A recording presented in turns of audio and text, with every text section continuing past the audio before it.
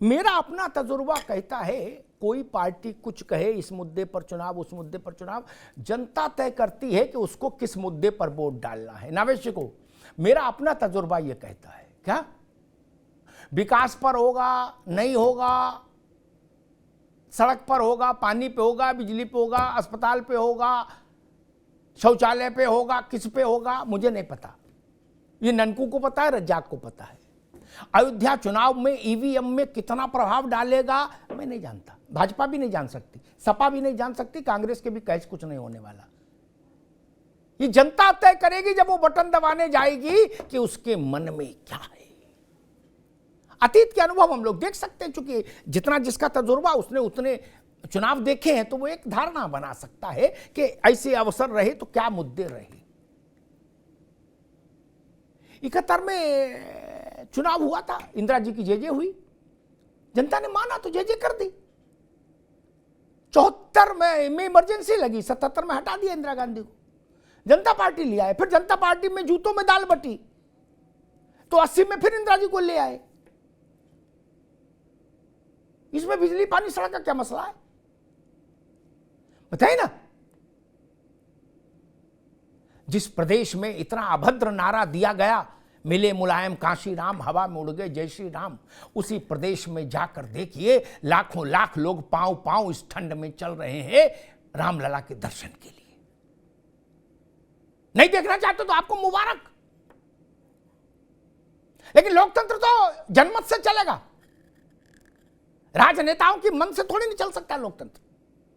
यही तो एक चीज है जो जनता के हाथ में, बाकी तो सब नेताओं ने अपने पास रख ली। एक बात आई थी, मेरे मित्र तमजीद अहमद साहब ने शायद उठाई,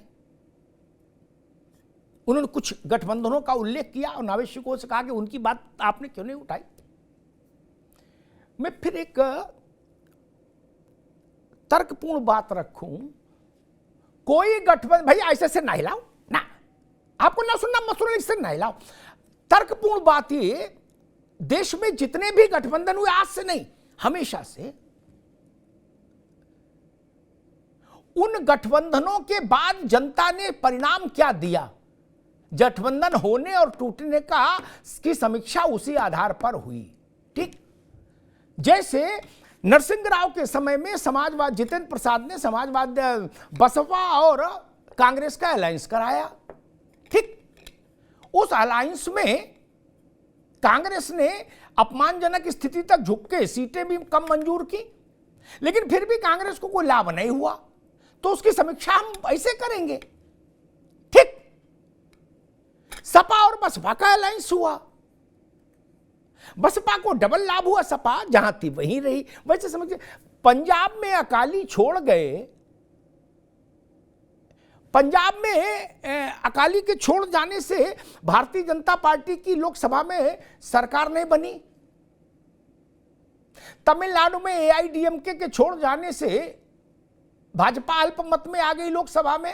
ये चुनाव लोकसभा का हो रहा है ना, नहीं ना। महबूबा के छोड़ जाने से भाजपा को 303 छोड़िए 103 सीटें रह गई, क्या 200 सीटें गायब हो गई? नहीं ना। फिर तर्कपूर्ण बात करो। ये समय अब दाएं बाएं घूमने का नहीं, 90 दिन के भीतर तो वोट हो जाएगा देश में भाई, तब क्या करोगे?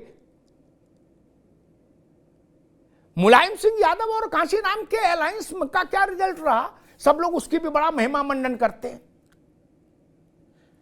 बहुत कम लोगों को स्मरण होगा दीपक बाबू, मुलायम सिंह यादव और कांशीराम के अलायंस में जिसमें ये अभद्र नारा भी आया, क्वाइन हुआ था, उसमें का भी नावेद परिणाम यह था कि दोनों को मिला के भी मेजॉरिटी नहीं आई थी।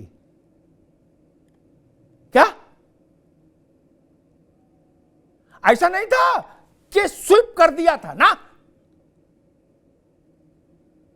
हमने एक अलायंस अखिलेश जी मायावती जी का देखा, अखिलेश यादव, मायावती जी और अजीत चौधरी, अजीत सिंह, जैन चौधरी के पिताजी।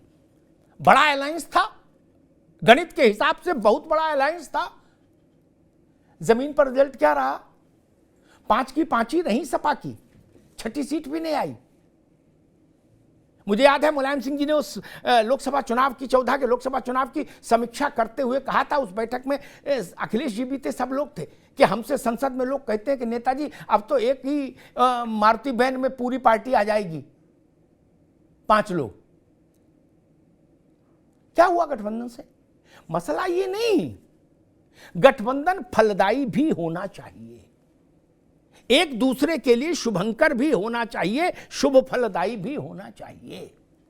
और मैं समझ नहीं पाता कि अगर जो बात अखिलेश जी ने कही, बड़ी अच्छी बात कही, इसमें मिर्ची क्यों लगे कि नहीं राहुल गांधी को मान लो। अगर अखिलेश यादव ने कहा कि कई जगह बीजेपी ने राज्यों में ऐसा काम किया है कि उसका वोट परसेंटेज 60 तक पहुंच गया है, तो उससे ऐसे नहीं लड़ा जा सकता 60% वोट वाली पार्टी से, तो उसमें क्या बुरी बात कह दी, गलत बात कह दी। बोले नहीं राहुल गांधी यात्रा अब निकले वो सब कर दे। अरे पहले यात्रा में क्या कर लिया जो आप कर देंगे? पहले का भी तो रिकॉर्ड लाओ, तब आप एकदम बैरागी हो जाते हो, बीतरागी हो जाते हो, है बाबा हो जाते हो। कहते अमिताभ जी हम चुनाव के लिए राजनीति नहीं कर रहे, तो काहे के लिए कर रहे हो भैया? फिर सत्यनारायण कथा करो। अगर चुनाव के लिए राजनीति नहीं होती है तो पार्टी क्यों बना के रजिस्ट्रेशन कराते हो? फिर एनजीओ ना बना लो।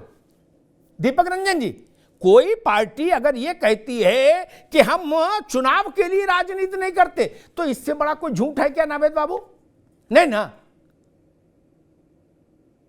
ये कैसी बात हो गई कि हम तो चुनाव के लिए नहीं पार्टी? तो भाई पार्टी बंद करके एनजीओ खोलो ना यार, फिर चुनाव लड़ते क्यों? सिनेमा में काम भी कर रहे, अब बोले अग्निहोत्री जी हम कभी फिल्म चले इसके लिए काम नहीं करते, तो फिल्म बनाते क्यों? अपने घर में वीडियो बना लिया करो मोबाइल में और खुद ही देख लिया करो बाल बच्चों के साथ। सिनेमा बनाते क्यों? और बनाते हो तो तुलना होगी, बाजार है। अमिताभ अग्निहोत्री अगर अपने मन के लिए काम कर रहे हैं तो अपने घर में कर ले, अगर सार्वजनिक होंगे तो तुलना तो होगी ना मेरी भी, नापा तो जाएगा ना कि दर्शक देख भी रहे हैं कि नहीं।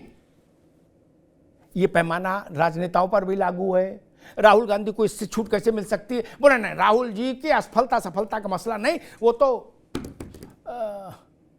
बीतरागी बैरागी हैं। नहीं ऐसा नहीं भाई, चुनाव लड़ते हैं, क्यों लड़ते हैं चुनाव?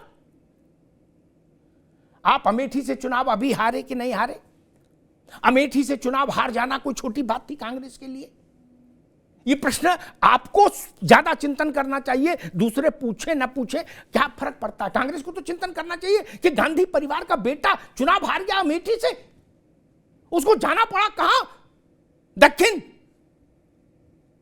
जहां पर विपदा पड़त है सोई आवत ही देश। इंदिरा जी हारी थी रायबरेली, तो वो भी दक्षिण गई थी, चिकमंगलूर। ये तो चिंतन नहीं करेंगे, चिंतन करना चाहिए। मसला ये नहीं कि भारतीय जनता पार्टी जीतेगी या इंडिया अलायंस जीतेगा, देश जिसके माथे रोली चंदन लगा देगा वही सही। लेकिन ना अगर आप राजनीतिक दल हैं, अगर आप गठबंधन हैं, आप चुनाव की राजनीति में शामिल हैं, तो आपका हर कदम, आपसे जुड़ी हर खबर पब्लिक में चर्चा के लिए, विमर्श के लिए रहेगी।